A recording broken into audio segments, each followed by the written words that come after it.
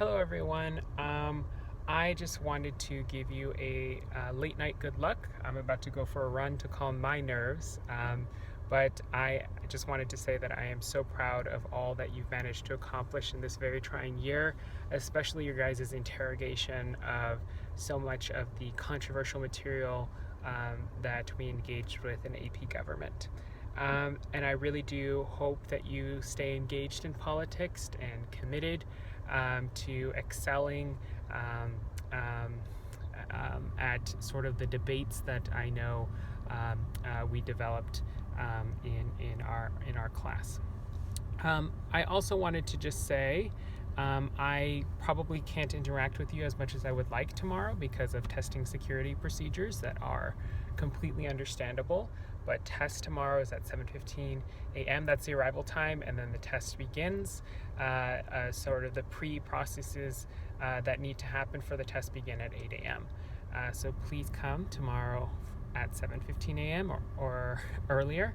And then I would just like to say a short little review, 3 things that you absolutely should know to be successful on the AP Government exam. The first thing is federalism. And so federalism is one of those interesting compromises that is baked into the United States Constitution.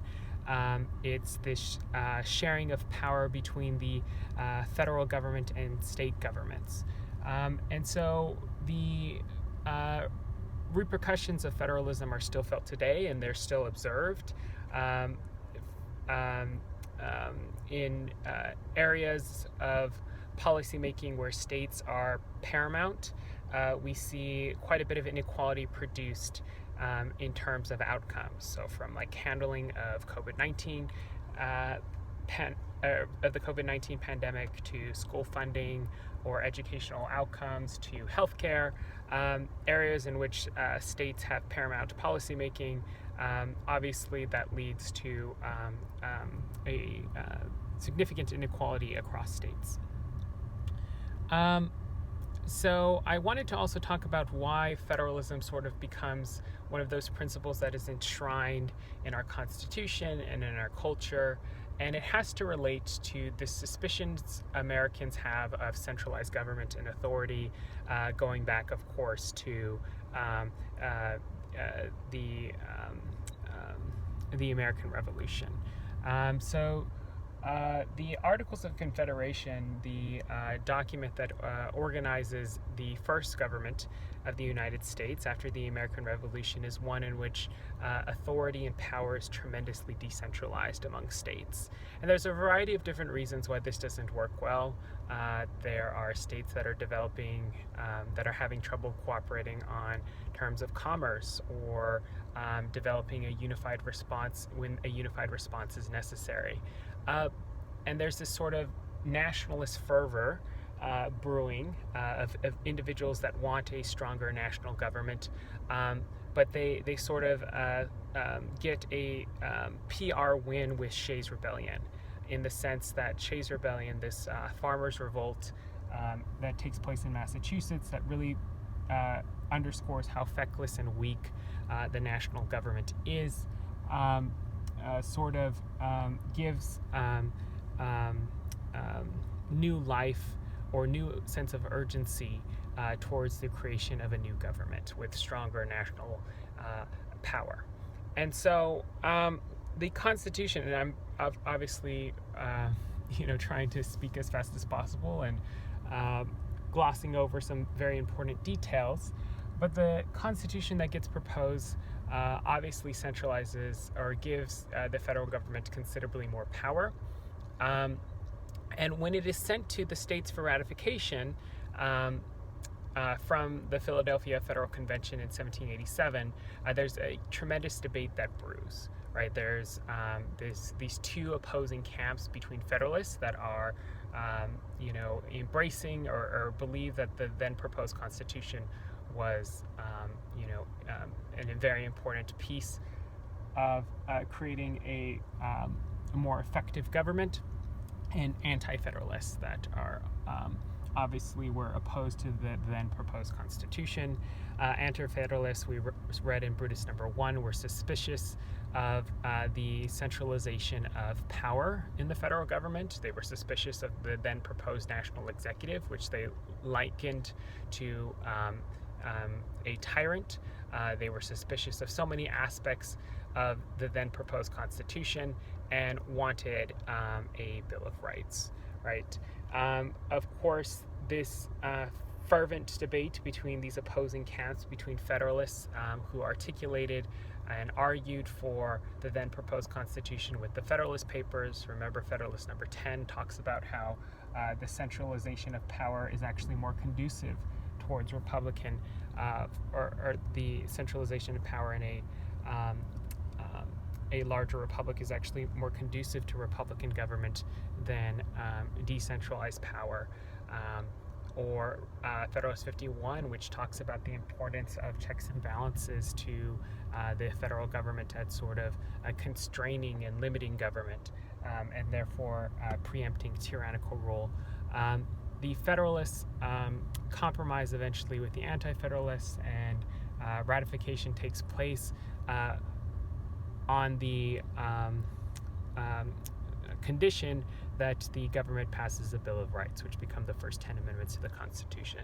And you'll notice that the first 10 amendments to the Constitution place restrictions on the federal government, right? Because those are who that is the institution the Anti-Federalists were most suspicious of, most thought could be prone to tyrannical rule. And so the Bill of Rights puts restrictions on the powers of the federal government. Congress shall make no law that, so on and so forth. So this debate between the relationship between the federal government, or the authorities and auspices of the federal government, and state governments, state and local governments, persist to this day, right? People that advocate for more states' rights approaches, or people that advocate for the devolution of political power to states and local governments. There's a whole plethora of people that maintain that position to this day, and think that that's a more important or a core part of their political ideology. But we also see this debate to play out during the post-Civil War era, and specifically that gets me to the absolute second most important thing that you need to know to be successful on the AP government exam, which is Reconstruction amendments. And specifically, I'm going to say the 14th Amendment. And I have my 14th Amendment written here, but the 14th Amendment and the Reconstruction amendments dramatically reimagine the American system of government, right? The 13th Amendment abolishes slavery. The 14th Amendment advocates for or establishes birthright citizenship. You are a citizen of the United States as long as you are born in the United States. You are a citizen, right? That is a dramatic departure from racialized notions of citizenship that persist even to this day. And then sort of the most important Section 1 of the 14th Amendment includes some important general principles that have become sort of the basis of expanding political and civil rights to historically repressed groups, and are constantly being litigated in courts to this day, right? So I'm going to quote from it. I have it written down here. No state shall make or enforce any law. And notice, right, it in a dramatic departure from the Bill of Rights, right, which put restrictions on the federal government, the 14th Amendment, the Reconstruction Amendments, put restrictions on the states, right, which had seceded from the Union in an attempt to, or states had seceded from the Union in an attempt to maintain a exploitative racial slave system, right? So talk about tyranny, right? The 14th Amendment says, no state shall make or enforce any law which shall abridge the privileges or immunities of citizenship of the United States, which kind of suggests that there's some substantive rights and benefits associated, or there's privileges and immunities associated with citizenship. Citizenship is an important thing, and you know what? It's super important that everyone that was born in the United States as a citizen now, because citizenship is important according to the 14th Amendment, right? Or at least suggested.